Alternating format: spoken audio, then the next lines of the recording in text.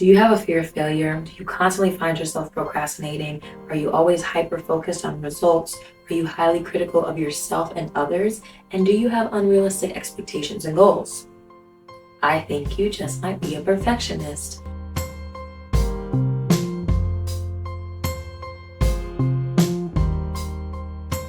Where are my Virgos? Where are my overachievers? Where are my POC raised in predominantly white spaces? Cheers to recovering perfectionists. If you have yet to understand why perfectionism is holding you back from so many great things, let me tell you this quote. Dan Miller says, perfectionism is not as much the desire for excellence as it is the fear of failure couched in procrastination. The words that he just wrote exemplifies how perfectionism is not something that you should look to achieve, something that you should look to expect out of your life, a vision that you should have for your life. So to stop you here, I'm Deirdre Lambright. If you haven't been here before, we talk about self-care, motivation, inspiration, everything business, everything entrepreneurship, everything dream life.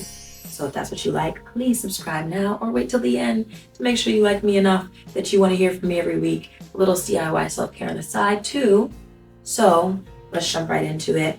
I'm glad you're staying because I want to tell you why perfectionism is holding you back, why it's stopping you from doing great things, and how you can get over it to the point where you're more confident, you're less anxiety ridden, you have higher self-esteem, and you're not giving yourself such unrealistic expectations that failure is more scary than doing things and pursuing passions that you know you're meant to do, that you feel are going to make your life richer, more satisfying, and more loving. Do you have a fear of failure? Do you constantly find yourself procrastinating? Are you always hyper-focused on results? Are you highly critical of yourself and others? And do you have unrealistic expectations and goals? I think you just might be a perfectionist. If you have the drive to appear and feel perfect to others, you have excessive self-criticism and excessively high standards, that might be a sign. And so many times it's seen as such a good thing in society, but it has so many negative effects on your self-worth, your confidence, and the way you achieve things in life or the way you look at life. How are we going to desire to be perfect in such an imperfect world? And if we really looked at what being perfect actually meant, would you really want that? I often think of dystopia and utopia as almost one and the same, because if you are trying to achieve a utopia, it often turns dystopian because you are trying to make everybody the same, everybody quote unquote perfect, because the only way to achieve perfection is to have one definition of what being perfect means and having everyone fall under that bracket. And when that happens, that allows for no self-expression, no diversification of people, no ability to grow and change and be something different, express yourself in ways that don't align with somebody else, ways that are true to only you. Authenticity seems so hard to achieve when you're trying to be perfect. I feel like the first place to start is, where is your perfectionism stemming from? And I'm not a therapist, but I do want to say that I feel personally I can really look back at my life and understand how that played out, especially because I have siblings who grew up in the same family and have the same sort of perfectionist tendencies because of how we were raised by our parents. I love them, did everything they could to give us the best life and created great children. Like, I'm not gonna lie, people also say that from the outside looking in. That doesn't mean we don't have our problems. And seeing how that perfectionism has played out in my own life now, and especially dating, has shown me like a mirror on how negatively it actually can affect you. If you were someone who had parents who were strict about your grades, being high achieving, being an overachiever, and looking good from the outside in from others, if you went to a school where it was predominantly white spaces and you are a person of color, you are a Black person, those things are the type of things that are gonna make you feel like you have to be perfect in order to be good enough, to be worthy enough. And it's like, once you get to the age where you can see and understand that, you have to learn to unlearn that, or you're gonna feel like you're not good enough in so many areas of life. You're gonna achieve so much and realize that that achievement is not fulfilling you. The achievement is the thing that you think is going to make you happy. But it's really the living in the moment. It's really the looking at your life and saying, I like this, I enjoy this. It's not perfect, but the good and the bad make up me and everything that I've been through and everything that I've become. And that is beautiful in itself. That craving of perfection comes from the validation you got from your parents when you did something good, when you achieved something great. That validation that you got from the grade that was an A, the ability to be in APA or IB classes, being quote unquote above everybody else in the hierarchy.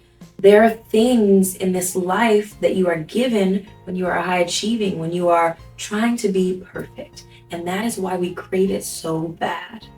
But when we do that, you start to look at yourself and wonder that without that, am I still as worthy? And then you have the people who aren't that high achieving person, who haven't hit that standard that's supposed to tell them that they are doing amazing, and they are left to feel like they aren't good enough because they didn't get that grade, because of this societal standard that we've put out that aligns grades with worth, that aligns money with worth, that aligns social status with worth.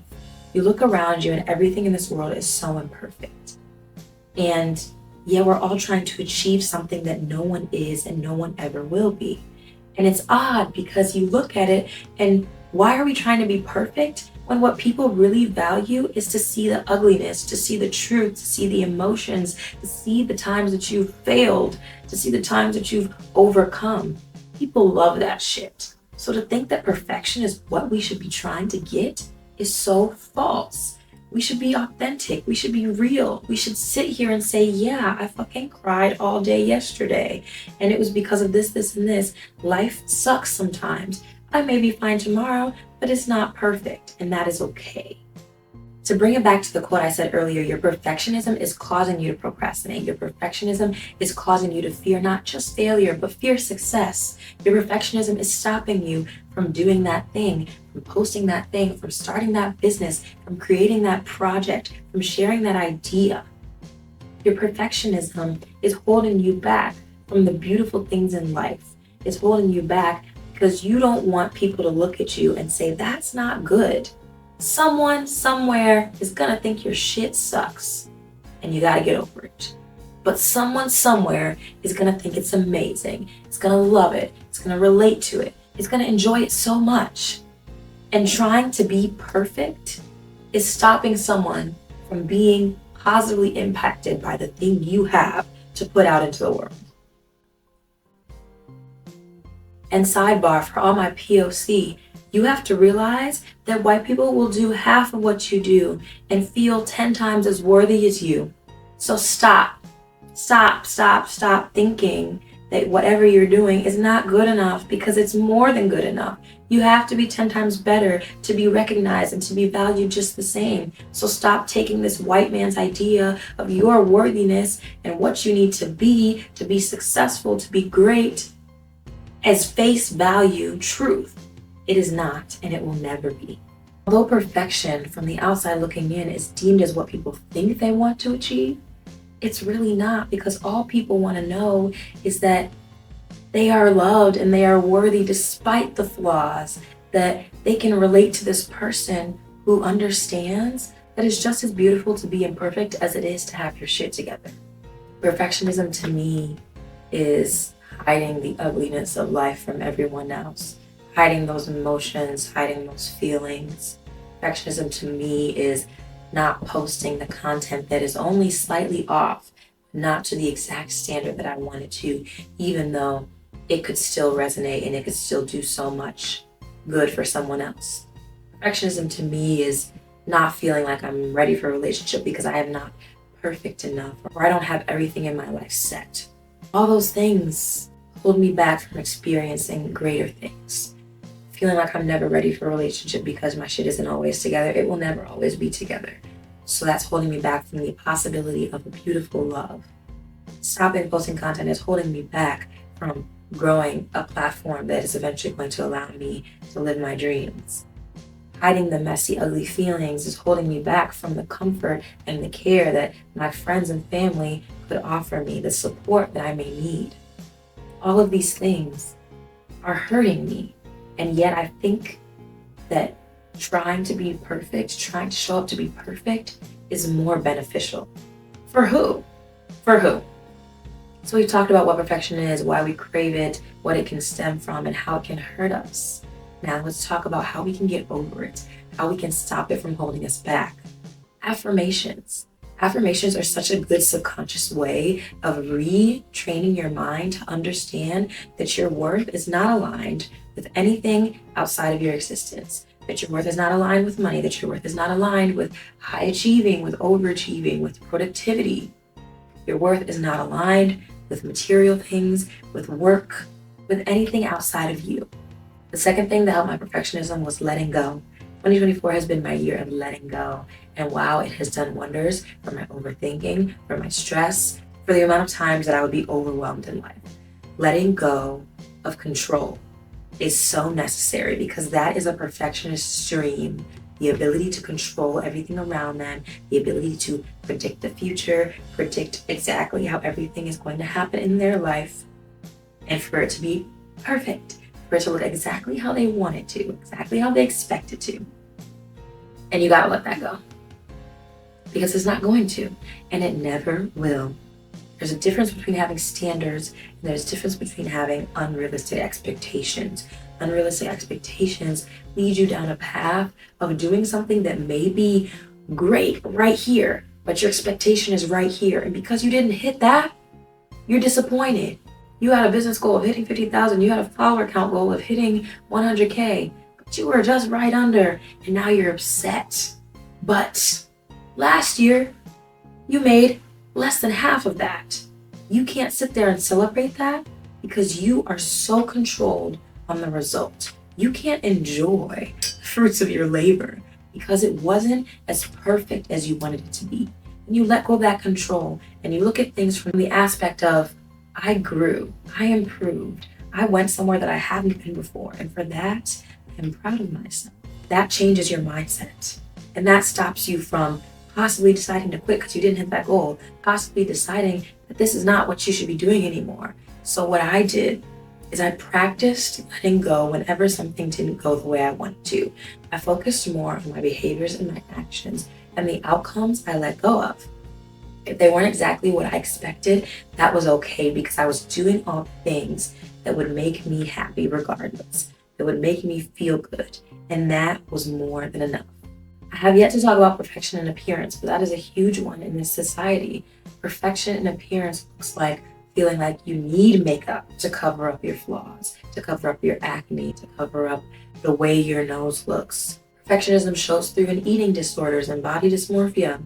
And it's such a mind click where you have to learn to love yourself and learn to have worthiness regardless of what appears on the outside. Even if there is something you want to change, there's nothing wrong with wanting to be better, wanting to look better, but understanding that you still have to have that love for yourself while you're on that journey, or it doesn't matter at the end of the day. You can still feel that same way when it's all said and done when you've achieved that thing. I went from not wanting to look at myself in the mirror in high school to now looking at myself in the mirror on the worst days and saying, you're sexy, you're beautiful, you are the shit, you look great, even when I didn't feel like it. And while I don't have braces anymore and I don't have as much acne anymore, and I like the way I look with and without glasses, learning to love myself had to happen while my looks changed, because that is also the thing that helps me understand that I'm still beautiful on my worst days, that I'm still beautiful when I have a bad breakout, when I don't feel like I look the best. And it's not just the glow up that has made me feel better about myself. What truly exposed me to my perfectionism and the grace that I started giving myself because of it was the last relationship that I was in. I loved this person and they were far from imperfect. And whenever I found myself imposing my perfectionism and my self-criticism on them, I could see how negatively it would affect them, and in turn see how negatively it affected my own self. Because if I could see this person as so worthy of love, as so worthy of all these things that I was giving them without being perfect, then why couldn't I see myself that way? And if I could see how my perfectionism could harm them, then now I could see how it harmed myself. And when I started to see how some of these unrealistic expectations affected my partner's worthiness and how they didn't feel good enough, I started to see how I was doing the same thing to myself. And that because I was doing that, it felt okay to highly criticize this other person because I did it to me. I felt like I could, hit that expectation or hit that mark And when I didn't, I would beat myself up about it. So maybe that should apply to them too. That changed everything. I started seeing it as, wow, I love this person. They are good enough, regardless of it working out as a relationship. The unconditional love and unconditional worthiness that I had for this person opened up my ability to have it for myself, because I could see the beauty in the flaws of someone else, and somehow that made me have more grace for my own, as well as seeing how that person accepted my own flaws too. That was my first love, so I think that's why I kind of felt that way, and I kind of got to experience that for the first time. Not that I hadn't experienced it with my friends, but there's a level of, closeness and exposing of yourself that happens with a partner that really allows someone to love you fully. Isn't that kind of all we're looking for? We're all looking to be loved regardless of our imperfections, regardless of our flaws. So my last bit of advice for that was essentially give yourself the same unconditional love and worthiness that you would give to any of your friends, any of your family members, any of your partners that you've had, that you felt deserved it, regardless of what they gave back to you. Often we can give so much more grace to the people around us than we do to our own selves. So sometimes what you need to do is think about how much grace, how much love, how much care, and how much support you would give to another person if they did exactly what you did, or they went through what you did. And then treat yourself as you would your best friend, as you would as a partner that you're in love with, that you care about, that you know deserves everything in the world. And that will change how you view perfectionism. That will change your view of your flaws.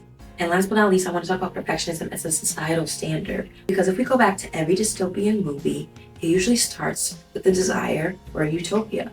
Some examples are the Divergent series. Do you remember the movie The Gift, which was also a book? Those are dystopian societies that were trying to achieve a utopia. That their definition of perfection was everyone being the same. The Gift. Everyone does this on a daily basis. This is what women are for. This is what men are for. This is what everyone should eat on a daily basis. This is how everyone should dress. Factions in the Divergent series. We think that perfection was the faction system, splitting everyone up for a, civil, ordered society. Then you find when they leave the walls of Chicago, perfection is the Divergent. The Divergent is what they were trying to achieve. And that means everyone else is damaged, everyone else is tainted. And that this one person is now the new beacon of what perfect should be. And that means that everyone else needs to be like them. Perfection is not the goal of this human experience. Because when I imagine a perfect society, I imagine us being stripped of self-expression, being stripped of our identities, being stripped of anything that makes us ourselves, anything that makes us individuals. Perfection, what is God? Perfection is not existing here, and it's not supposed to. The last way to get over your perfection is posting on social media. I'm gonna be honest, regardless of if you're trying to do it for fun or for business, for money, posting online, something about it is so freeing. When you can get comfortable with being exactly who you are online, it helps you become more comfortable doing that in person, because you find communities of people who love you for exactly who you are. You don't have to be perfect. You can be a little crazy, you can be a little weird. Posting that content gets you out of your comfort zone. Even when you don't think it's good enough, sometimes that's the shit that be popping off. So, on that note, y'all, that's all I got for you today. These are my confessions of a perfectionist and my tools that I've used to start getting over it. I hope you guys try some of them out. I hope you guys let me know if they're working for you. Get out of your comfort zone. Start loving yourself for who you are. Listen to affirmations. Do the things that will help you love your flaws, help you love your shadow self, help you love the parts of you that aren't perfect, because it never will be, and that's not what you should be trying to achieve. Like, subscribe if you enjoyed this conversation. I'll be back around next week with either some self-care or another little motivational talk. Yeah, that's it. Wherever you're at, whatever time it is, good morning, good evening, good night. I love you, and goodbye.